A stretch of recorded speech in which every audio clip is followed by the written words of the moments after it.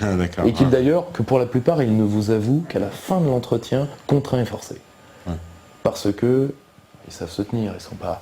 Giscard, il détestait De Gaulle apparemment, Ah oui. et les gaullistes. Ah mais il détestait De Gaulle, il détestait les gaullistes, le général lui rendait bien, le général... Mais par contre, De Gaulle, il faut savoir que De Gaulle n'est pas du tout un homme de la haine à mort. Il reconnaissait les gens. Il reconnaissait aux gens des choses. Or, Giscard, De Gaulle ne lui reconnaît qu'une seule chose. Il a une prodigieuse mémoire mathématique parce qu'il peut, sans notes, apprendre par cœur un budget de gouvernement. Fondamentalement, Giscard, c'est un serpent. C'est un être à sang-froid. C'est la théorie du gender, si tu veux. On est entre le serpent et la calculette. C'est une calculatrice vivante. C'est un matheux. Et De Gaulle lui reconnaît ça.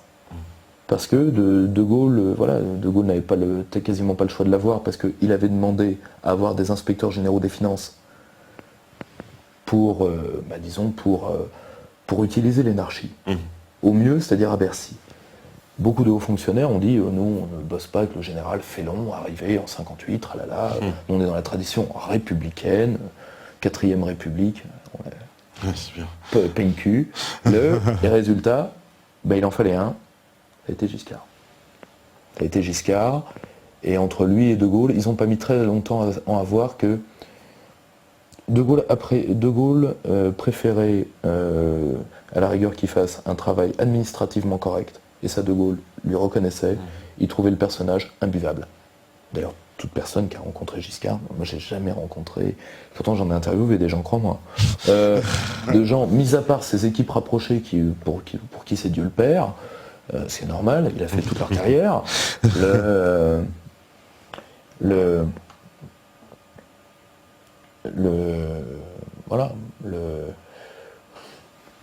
Mis à part eux, la plupart des gens qui ont été en face de Giscard, on trouve quand même assez imbuvable. Alors oui, ça c'est Alasso, on lui passe le bonjour Alasso. Il dit Pierre-Yves, à part un article du Télégraphe, c'est l'article que faisait référence de Ambrose Evan Pritchard, on ne trouve pas beaucoup de documents déclassifiés qui montrent le financement de l'Union Européenne par les Américains. Alors, il y en a quelques-uns. Alors, il y avait les écrits de Rémi Coffer, qui est un historien de services spéciaux. Il y a un gros ouvrage paru aux éditions Erol qui s'appelle, je crois, Euramérique, qui a été écrit par un homme du comité de Nobel, qui fait toute l'histoire de ce truc-là, et surtout, sans trahir de secret, il y a une très bonne histoire de l'Union Européenne et surtout de l'homme-monnaie, qui s'appelle The Great Deception, et que des amis à moi sont en train de traduire et que nous allons essayer de faire publier l'année prochaine. Et j'ai beaucoup aimé cet ouvrage-là parce que si je l'avais connu, j'aurais rajouté un chapitre dans celui-ci, qui sont ce que je ne suis pas arrivé à trouver, je le reconnais, c'est-à-dire le monnaie d'avant 40. Et le monnaie d'avant 40 est déjà un sale type. Parce que Monnet, oui, il a un parcours extraordinaire. Extraordinaire, le fils de vendeur de cognac. Voilà, il finit président de la SDN, après il part aux États-Unis. À la SDN, où il est déjà, il faut le savoir, dans la main des Américains. Il est déjà dans la main des Américains à l'époque, c'est ça qu'on a dit. Voilà. Le pire, c'est que qui il connaît aux États-Unis? Il va terminer dans le top 5 des conseillers de Roosevelt, le marchand de binous. Faut quand même pas déconner. Bon, c'est du cognac, c'est du très bon alcool. Il faut quand même arrêter de déconner. Eh bien, il va monter par les hommes qui seront très proches de Roosevelt, et parmi eux, des gens comme McLeod, et là on est dans la mafia. La bonne mafia irlandaise. Ah oui, McLeod, c'était clair et net. Et c'est par ces gens-là qu'il va monter. Pourquoi? Parce qu'il va travailler dans des entreprises américaines, et entre 14 et 18, il fera en sorte que certaines de ces entreprises, là, je dévoile pas trop parce qu'ils sont en train de bosser dessus, et en plus c'est l'un de mes proches qui le traduit, il fait en sorte, tiens-toi bien, que les entreprises pour lesquelles il travaille sous-traitent la logistique de guerre des Alliés. C'est-à-dire que lui qui est réformé fait en sorte d'être un profiteur de guerre. Il y a des gens dont on attend le pire sans jamais être déçu. Et ça, il est étonnant. Oui, ça. Étonnant. C'est-à-dire que cet homme-là nous a lui, il nous a trahis. Vraiment. De A à Z. De A à Z. Et le pire, c'est que le peu de bonnes idées qu'il a eues, par exemple, moi, je vois, il y a des gens qui ressortent aujourd'hui l'affaire de la fusion temporaire France-Angleterre, pour la foutre sur le dos de De Gaulle en plus. De Gaulle n'était pas... De Gaulle déjà n'était pas pour, et il s'y rallie pourquoi ? Pour éviter la capitulation. Pour éviter la capitulation. Voilà.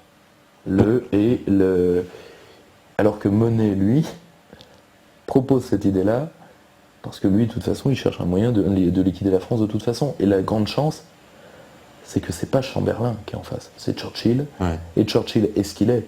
Mais Churchill est un vrai Anglais sur un point. Il ne peut pas, il peut vouloir la défaite de la France, mais il ne peut pas vouloir notre mort. Parce que s'il obtient notre mort, le continent est à l'Allemagne et l'Angleterre est morte. Puissance océanique pure. Et fondamental, il ne faut pas oublier que Monet fait interdire De Gaulle d'antenne à la BBC pendant 2 jours, et c'est Churchill qui rappelle au Freluquet, je suis Premier ministre, je suis ici chez moi. Quand même. Comme dirait l'autre. Mais voilà, voilà. Ouais, parce que Monet, en plus, c'est alors l'homme des Américains. Il intervient après. Il nous a quand même bien foutu dans la merde, quoi. Ça a été Oui, bien sûr. Ça a été celui qui a amené. Il était premier président de la CECA, c'est ça. Hein, il a été premier président de la commission.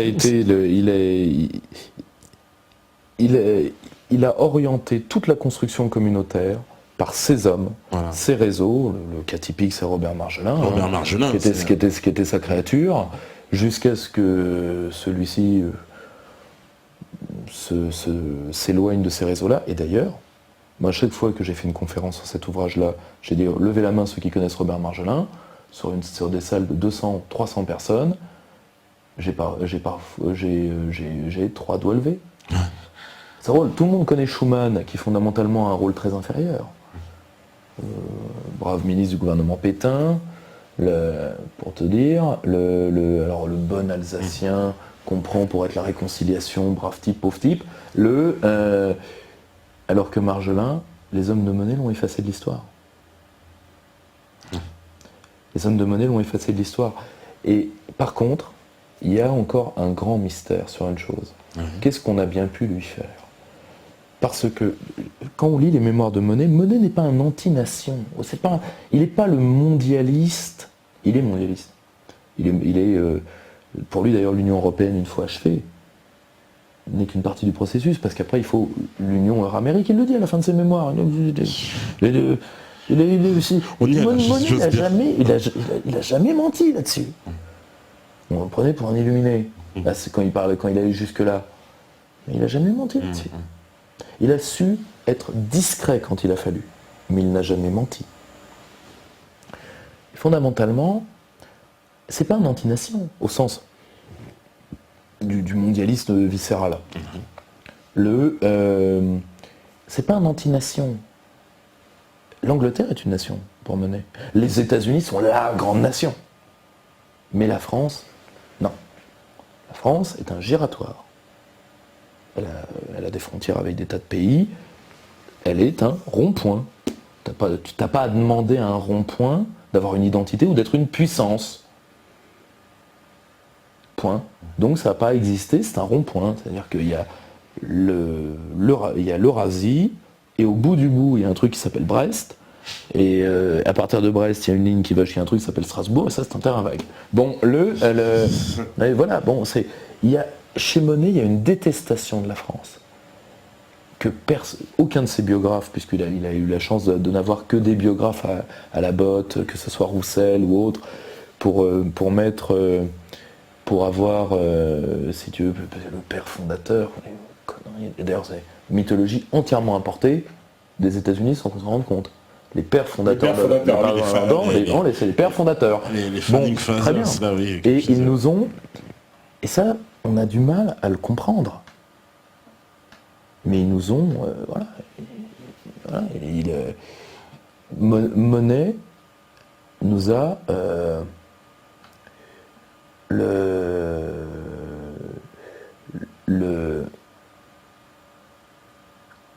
si tu veux, Monet il a une détestation. Pour lui, la France, d'un côté, l'identité de la France, c'est disparaître à terme. Et on n'a jamais su ce qu'on lui avait fait. Alors peut-être qu'on l'a pas reconnu, peut-être qu'il en veut. Fondamentalement, alors il aime l'argent, mais chez lui, c'est très idéologique. Les Américains l'ont fait vivre, ça on sait. Il dispatche une partie du plan Marshall, il a accès aux fondations Ford et Rockefeller, on le sait tout ça. D'ailleurs, si, sur le financement, il faut que j'y revienne. Une seconde. Il y a un très bon bouquin, collection Autrement, qui s'appelle L'argent de l'influence. Toute l'histoire de la construction européenne par les fondations américaines. Et là, on est vraiment dans l'universitaire pur, c'est-à-dire que ce débat-là est clos. L'Union européenne,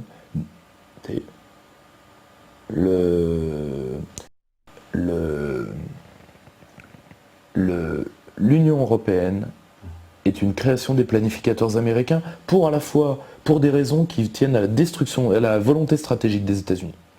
D'asservir le continent, Alors, à la fois d'avoir le glacis continental face à l'Union soviétique, de ne pas avoir à réintervenir dans les affaires européennes parce que ça leur a aussi coûté des hommes, il y a aussi ça.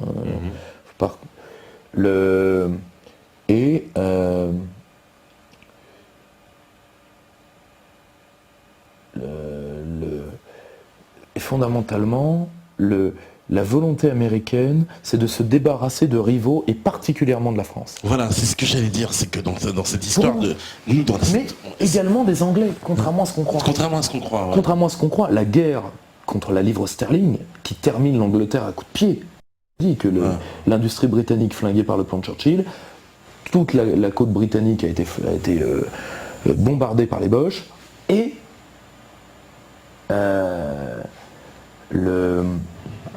c'est à coup de pied que les États-Unis vont terminer la livre sterling. La guerre de 53 sur la livre sterling, les Anglais, contrairement à ce qu'on croit, les Anglais peuvent être très atlantistes. Ça vient de leur géographie. On ne peut pas leur en vouloir. C'est une île. Bon, une puissance océanique. Tu ne peux pas leur demander de raisonner comme des continentaux. Il ne faut pas oublier que quand tu es une île, tous les hommes qui arrivent par la mer, généralement, ils viennent pour t'envahir. Oui, ce sont des étrangers. Voilà. Et que dans la pensée britannique, il reste beaucoup de souvenirs des Pictes, de tous ces peuples-là qui ont combattu Rome. Parce que pour un Anglais, historiquement, qui arrive par la mer ? Les Romains et Guillaume le Conquérant. Et les Normands. Souvenir. Bon. Et les Américains veulent se débarrasser en partie de l'Angleterre, mais surtout de la France, pour une raison qui est très simple. La France a un projet universaliste alternatif. Point. Qui n'est pas le projet britannique libéral 100% qui n'est pas le projet. Et si tu veux, n'oublie pas que chez les Américains, il y a une mentalité profondément religieuse. Nous, on ne se l'imagine pas. On croit toujours, ce sont nos cousins d'outre-Atlantique, parce qu'on est civilisation occidentale, macache. Ce qu'on oublie, c'est que 97% des Américains croient en Dieu. Non, 95% des Américains croient en Dieu, 97% ne voteraient pas pour un athée. Et tous les petits Américains, on leur apprend qu'ils ont... ils sont One Nation Under God. Ils sont le peuple élu du Second Testament, si tu veux. Oui. Ce qu'ils appellent la destinée manifeste. Il y a de très bons bouquins aux États-Unis sur cette notion-là qui est cardinale pour comprendre qui est cardinale pour comprendre la pensée politique américaine. Et alors, il y en a un en France qui s'appelle Dieu est américain, de Jean-François Colosimo, qui est très bien, un peu compliqué.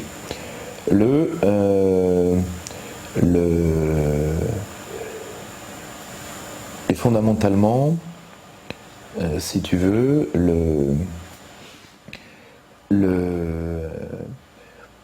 comment je vais te dire ça ? Pour eux, tu vois, c'est le grand problème toutes les nations, à un moment, se sont fait dans leur récit le fait d'être élus de Dieu, quasiment toutes. Mais pour les Américains, voilà, il y a un universalisme et il y a nous. Et nous, donc nous, on est sur la route de l'universalisme.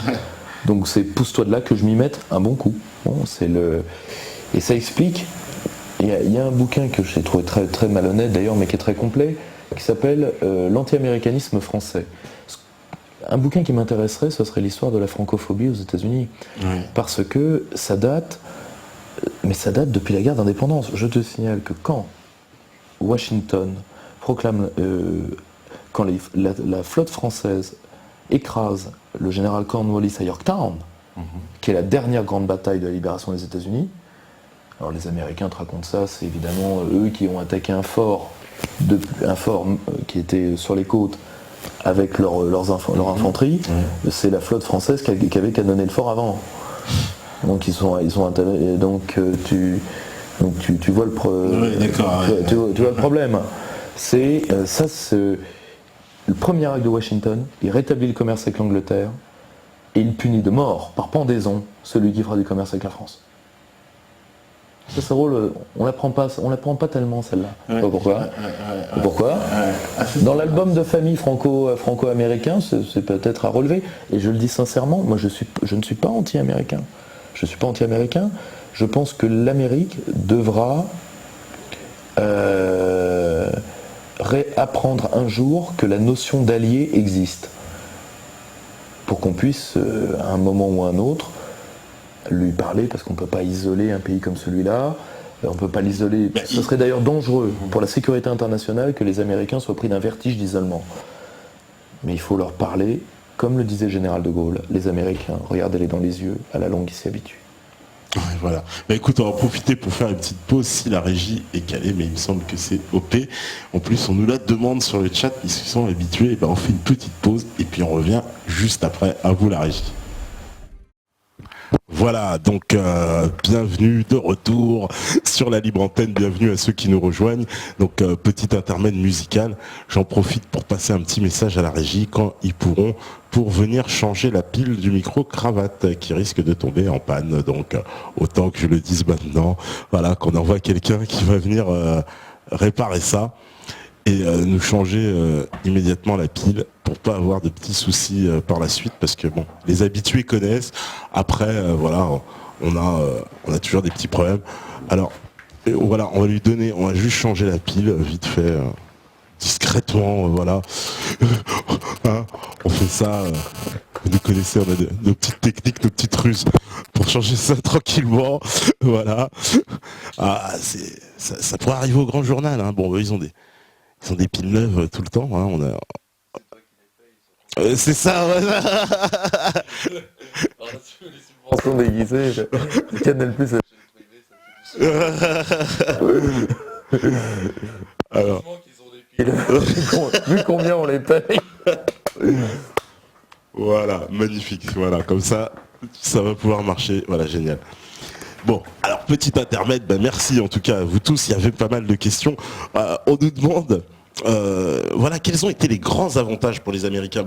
Ça c'est un peu ce que tu expliquais, mais apparemment il y a eu un petit lag, si on pouvait juste réexpliquer un peu, c'est quoi le grand avantage pour les Américains? Le grand avantage pour les Américains, c'est que, alors il faut se remettre dans le monde financier de 1945 jusqu'à celui qui s'ouvre par la loi du 3 janvier 73, mais ce n'est que la première face immergée d'un iceberg qui est beaucoup plus ancien, que j'ai dit des années 40, et qui va devoir se poursuivre. Il n'y aurait eu que la loi du 3 janvier 73 qui est fondamentalement comme effet immédiat d'encadrer les avances, de les limiter à 20 milliards. Les avances, c'est la création directe de monnaie par la Banque centrale.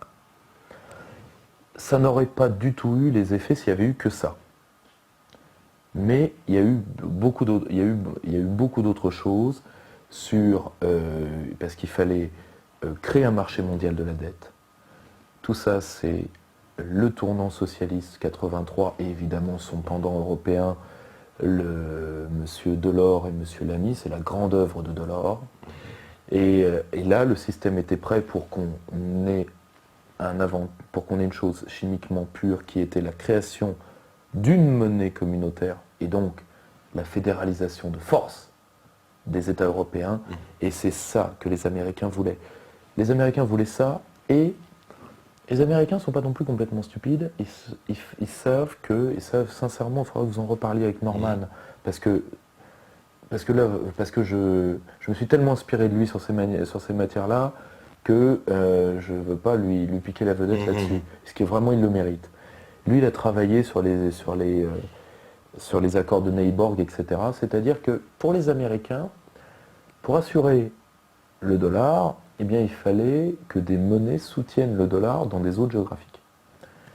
L'accord de Neyborg nomme les monnaies. Pour la zone Europe, c'était le Deutschmark, dont le nouveau nom, à partir de 2000, est l'euro.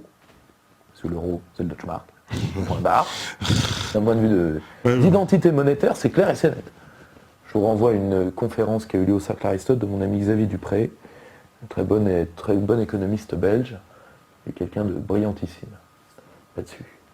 Et de l'autre côté, eh bien, ils ont tenté de le faire avec le Japon. Le problème, c'est que les Japonais n'ont jamais réussi à imposer le yen comme monnaie régionale. Jamais. À cause à la fois des nationalismes asiatiques et du fait que le Japon a toujours eu des velléités. D'un côté, c'est aujourd'hui que le Japon a le moins de velléités d'indépendance des Américains. Entre 1945 et jusqu'à l'émergence de la Chine qui effraie énormément les Japonais, d'où le retour vers les Américains, ils ont tenté de s'éloigner. Ah oui, ils voulaient séparer de cette vassalité. C'est marrant ce que tu dis. À plusieurs reprises. C'est pour ça, à cause de la pression populaire nationaliste. Je rappelle qu'un ministre réputé pro-occidental est exécuté à la télé par un jeune homme de 19 ans qui arrive avec un katana et qui lui enfonce dans le bide. Et on n'est pas en 1950, on est en 1980, dans les années 80.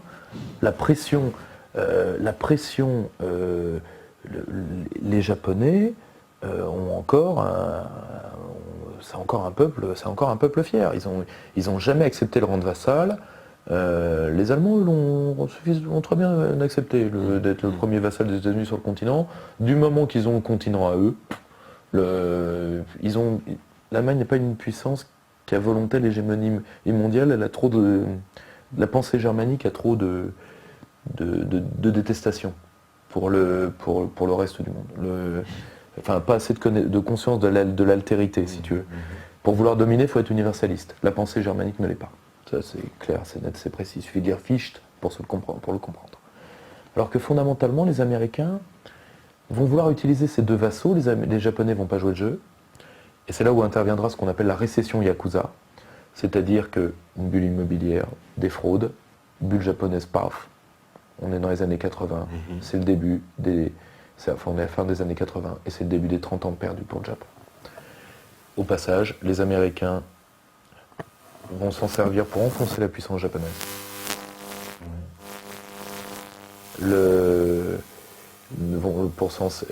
Pour se chercher en Asie des lieutenants.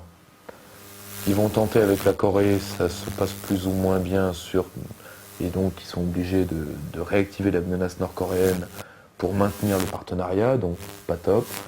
Au sud, ils utilisent la Thaïlande, mais c'est pas suffisant. Et dans le Pacifique, ils ont leur gendarme qui est l'Australie, mais dans la zone qui les intéresse, qui est la mer de Chine, qui est l'une des plus grandes zones de conflit géopolitique à l'avenir, et dont les Américains partiront, ils seront foutus dehors de la mer de Chine, qu'ils le veuillent ou pas, d'ailleurs ils ne seront pas chez eux. C'est comme ça. Et ils ont voulu que le dollar soit soutenu par une monnaie asiatique, ils n'y sont pas arrivés. Bon, d'où le côté un peu bancal de l'accord de Neyborg, mais l'euro, ça va ça fonctionne. Avec l'euro, ça fonctionne. Les Américains,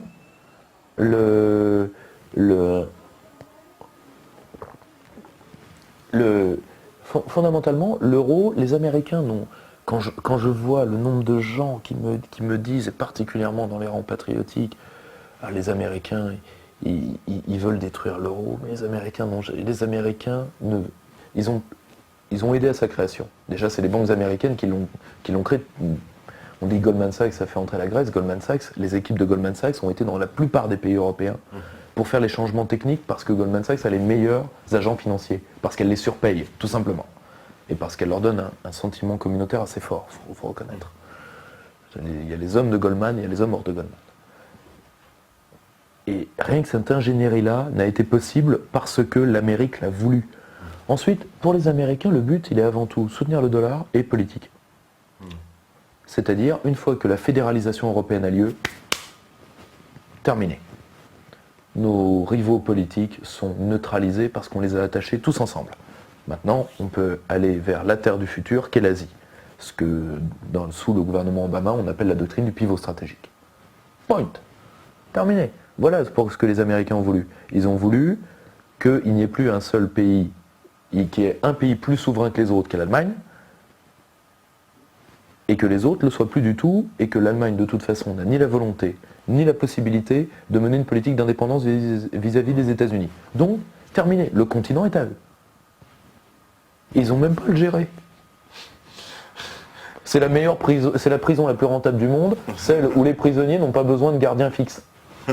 Ils n'ont même pas besoin de murs. Ils s'en créent eux-mêmes. Et ça, c'est... Asselineau le dit très bien. Il a tout dit là-dessus. La théorie des chaînes. C'est-à-dire créer, pénètre la pensée et la tête de l'ennemi. Tu le détruiras comme ça. Point. C'est tout. Donc, cette stratégie américaine qui fonctionne. Ouais. Non, mais il faut le reconnaître. Il faut le reconnaître. Ça fonctionne, quoi. C'est ça qui est extraordinaire. Alors, je ne comprends pas pourquoi on oppose USA-Europe. Encore aujourd'hui, n'oublions pas comment s'est construite l'Amérique. C'est Picaro qui dit ça. Alors, je vous renvoie à un très bon ouvrage qui s'appelle Un grand peuple élu, qui est d'un auteur italien, sur... Il faut comprendre une chose, et je le dis d'autant plus parce que là, ils ont bien le droit de savoir qui leur parle. Ouais. Moi, je connais assez bien la culture américaine. J'ai énormément... D'ailleurs, ça se sent quand j'en parle. Même dans leur plan stratégique dégueulasse, ils sont admirables. Il faut reconnaître. Ils nous ont enflés dans les grandes largeurs. Victoire stratégique totale. Bon. Un peuple qui est capable de ça est un peuple qui mérite d'être respecté. Moi, fondamentalement, je suis pas... mon analyse géopolitique se fonde sur le respect de mes adversaires. Toujours. Les Américains sont des adversaires qui méritent d'être respectés, quand bien même, à titre personnel, parfois, je mets mon mouchoir sur quelques larmes par rapport à ce qu'ils nous font. Mais ils sont intelligents. Il faut le reconnaître, et ils ont une stratégie. Et face à des Européens qui n'ont pas de stratégie. Pas de stratégie. Voilà. C'est dramatique. Surtout les Français, je trouve qu'on est les pires. Parce qu'on a l'impression que même les Allemands et les Anglais, ils en ont un peu, mais nous, on n'en a pas du tout. À ce niveau-là, on est des banques. Alors là... On est les pires des pires du continent, voilà. C'est stratégique. Donc moi, je ne fais pas de procès aux États-Unis. Mais ce qu'il faut savoir, c'est que la culture américaine s'est faite contre nous. C'est un ouvrage paru aux éditions, je crois que c'est une maison d'édition d'extrême gauche qui est très bien fait, un ouvrage italien, sur l'histoire de l'anti-européisme dans la culture européenne, dans la culture américaine. Ils se sont faits contre nous. N'oublions pas que ceux qui arrivent, les pères fondateurs, sont rejetés d'Europe. Sont rejetés parce que ce sont des extrémistes religieux. Ils sont rejetés d'Europe. Et ils vont développer et intellectualiser une haine de l'Europe. Il faut savoir que chaque vague migratoire venant d'Europe va être intégrée par la violence avant tout. Je vous renvoie là à un livre et un film. Un livre qui est Le complexe du loup-garou, la violence dans la culture américaine, mais surtout également un très bon ouvrage de Thomas Rabineau sur la guerre dans la culture américaine, qui est très important là-dessus. Et le film, vous le connaissez tous, Gangs of New York. Voilà, Gangs of New York, où, qu'est-ce qu'on dit aux Irlandais? Et là, que personne n'hurle, c'est un terme américain. Ce sont des nègres blancs. Ça, voilà, c'est un terme horrible, mais ils seront traités comme tels. Dans la mentalité ségrégationniste américaine. Point. Et les cultures européennes, voilà, les cultures européennes sont rejetées de la grande masse des élites américaines. Ensuite, et là il est évident qu'on est face à qu'on entende bien mon discours. Moi j'adore Tennessee Williams, j'adore Faulkner, j'adore Miller. Donc j'aime la grande littérature sudiste américaine. Alors il faut savoir que Miller est un New-Yorkais qui se revendique comme appartenant à la culture sudiste. Bon. Idiosyncrasie, quand tu nous tiens. Et évidemment le peuple américain, si vous voulez, que c'est pas du tout de lui dont je parle. Parce que lui, il supporte déjà son élite sur la tronche. Et quand on voit ce dont ont été capables les élites américaines vis-à-vis de leur propre peuple, Je me rappelle dans les années 50 où on enterrait les premiers fûts nucléaires dans les réserves indiennes. Sympa, le truc. Qui a été immortalisé par un très beau film d'ailleurs, il s'appelle Cœur de tonnerre. Tout est vrai dedans. C'est ça le pire. Ah bah, t'as donné beaucoup de références. Moi, je connaissais pas ça. C'est un superbe film. C'était Val Kilmer quand il était en forme. D'accord. Aujourd'hui. Alors, on nous demande, question de Zach Mémarian qui dit comment les USA qui ont 50 millions de pauvres et une dette totale de 202 000 milliards de dollars peuvent encore arriver à déstabiliser 3 pays à la fois, puis il nous cite la Syrie, l'Ukraine et le Venezuela. Ah mais pour une raison qui est très simple, ils ont la monnaie du monde. Autrement dit, ils font des dettes, c'est toi qui la payes. Ils peuvent continuer, hein. Oui, parce que tant qu'ils émettent des dollars, de toute façon, les gens sont obligés d'en acheter. Et tant qu'ils en émettent, et tant qu'on accepte quelle est la monnaie du monde. Bon. Et quels sont les 3 piliers aujourd'hui du dollar? L'euro-dollar, dont aujourd'hui on a son nouveau nom depuis maintenant 30 ans, la finance offshore. Premier émetteur, deuxième émetteur, les pétrodollars, et troisième émetteur, et ça je l'ai pris dans des revues stratégiques américaines, ce qu'on appelle le dollar F-16. C'est-à-dire, tu prends du dollar ou tu prends ma main dans la tronche. Et ça, croyez-moi que ça marche, parce que c'est quand même la moitié du budget militaire mondial que vous allez vous prendre sur le coin de la tronche. Je peux vous assurer, c'est dissuasif. Le pire, c'est que tous ceux qui ont voulu à un moment même normaliser leur relation avec le bloc euro-atlantique, parlez-en à Kadhafi. Kadhafi qui voulait monter sa propre monnaie africaine, le dinar or basé sur l'or. Je crois qu'il aurait dû être plus discret sur ce projet-là. Il serait peut-être encore là pour en parler. Ouais. Parce que les États-Unis, finalement, mais là, Poutine a dit qu'il allait boycotter le dollar. Enfin, attention. Explique-le. Attention. Le président Poutine a en effet maintenu ce fait-là. Toutefois, il faut être intelligent là-dessus. Il faut être intelligent là-dessus. Poutine ne peut pas retirer le dollar de l'ensemble des échanges de la sphère eurasiatique sous influence russe. Je vais vous dire pourquoi. Parce qu'il y a un pays qui ne laissera pas faire ça, c'est la Chine. Parce que les États-Unis sont son premier client. Et que si on ne soutient pas le dollar, on ne soutient pas la zone de commune on ne soutient pas le premier marché d'exportation des produits chinois. Si on ne soutient pas le dollar, l'Amérique perd un fait strictement matériel. Barry Eichengreen, le grand historien du dollar, dans un ouvrage d'ailleurs qui a été traduit aux éditions D. Jacob, qui s'appelle ça va me revenir, mais vous avez Barry Eichengreen, il n'en a traduit qu'un seul de toute façon dans cette maison d'édition, il s'appelle Un privilège exorbitant, chiffre à 10% du PIB américain, 10% annuel du PIB américain est lié au privilège du dollar. Dans un monde où on tue pour un paquet de cigarettes, qu'est-ce qu'on fait pour maintenir ça? Simple, comme question. 10% du PIB américain, on va prendre une échelle simple. 10% du PIB américain, ça doit être dans les je ne voudrais pas dire de bêtises, ça doit être dans les 100 à 200 milliards de dollars par an. De gains. Là, on parle de gains strictement matériels. Pile, je gagne, face, tu perds. C'est-à-dire juste en imprimant du dollar, quoi. Ouais. Voilà. Bon. Dans un pays où on tue pour un regard dans un monde où on peut tuer pour un regard de travers, qu'est-ce qu'on fait pour maintenir un truc comme ça? Simple. Or, les pays qui veulent la souveraineté monétaire réelle, parce qu'il faut bien comprendre, à ceux qui pensent que les souverainetés c'est dépassé, etc., depuis la fin du dollar or, la souveraineté pleine et entière, il n'y a que les Américains qui l'ont. Parce que leur monnaie est la monnaie du monde, et que la monnaie c'est du droit objectivé. Vous reviendrez là-dessus avec Norman, c'est très important ça. Et donc le droit du monde, les normes, tout ça, leur appartiennent. C'est normal, c'est logique. Quand on sait ce qu'est réellement la monnaie c'est du pouvoir pur, c'est du droit objectivé.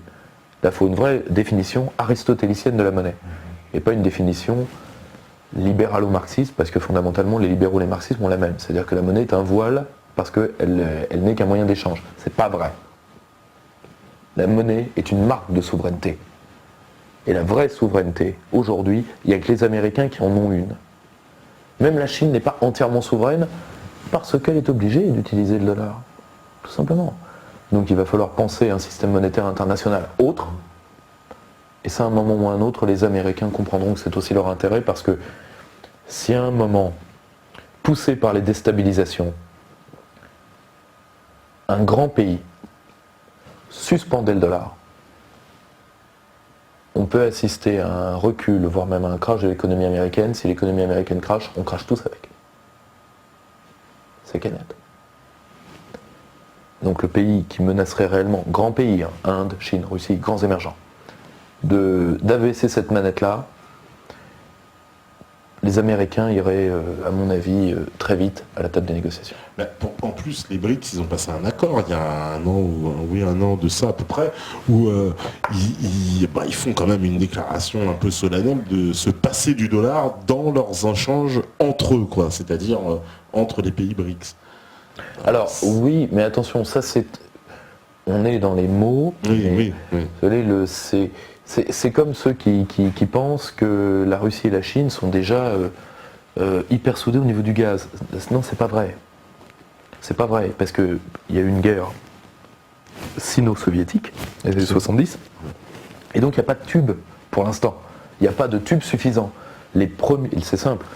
Les 3 grands fournisseurs de pétrole et de gaz de la Chine, c'est l'Arabie Saoudite, l'Angola et l'Iran. La Russie, peut-être la diplomatie parallèle des BRICS et leur économie parallèle est en train de se structurer. Mais n'oubliez pas que ce sont des pays qui sont encore en développement. Là, au Brésil, il y a des émeutes. Ne voyez pas, si vous voulez, surtout, ces pays-là sont admirables parce qu'ils ont fait eux-mêmes. Mais ce sont encore des pays en développement. En Chine, il y a 1 milliard de gens qui n'ont pas accès aux biens de consommation, qui sont les petites mains qui font les Nike. Voilà, c'est horrible à dire. Il y a une classe possédante et consommatrice chinoise qu'on dit de 300 millions, qui est certainement plutôt de 90 millions à 100 millions de personnes. Le Brésil, il y a des parts entières du pays qui sont dans la violence des groupes armés. La Russie a aussi des problèmes de développement, parce qu'elle n'a pas encore de marché interbancaire qui lui permet d'avoir un tissu de PME innovatrice lourd, et l'Inde. L'Inde vit une désertification de son centre à cause d'un problème hydrique. Et sur ces terres désertiques, les paysans vont, ce qu'on appelle, alors je vais écorcher le nom, j'en suis désolé parce que je ne suis pas un anaisan, je crois qu'on les appelle les nadjalistes, qui sont une sorte de guérilla maoïste, donc une guérilla agraire. Donc croyez bien que ce sont, oui, des pays puissants, mais ce sont des pays qui ont leurs propres problèmes. Nul n'atteindra, à mon sens, peut-être que je me trompe, parce que vous voulez, je suis tout sauf omniscient, hein, le degré de puissance que les Américains ont eu. Ça, j'en suis persuadé. Nul ne l'atteindra. Je le pense sincèrement. Parce que les Américains, c'est tout bête, hein, ils ont une puissance qui est surconsommatrice en énergie. Or, à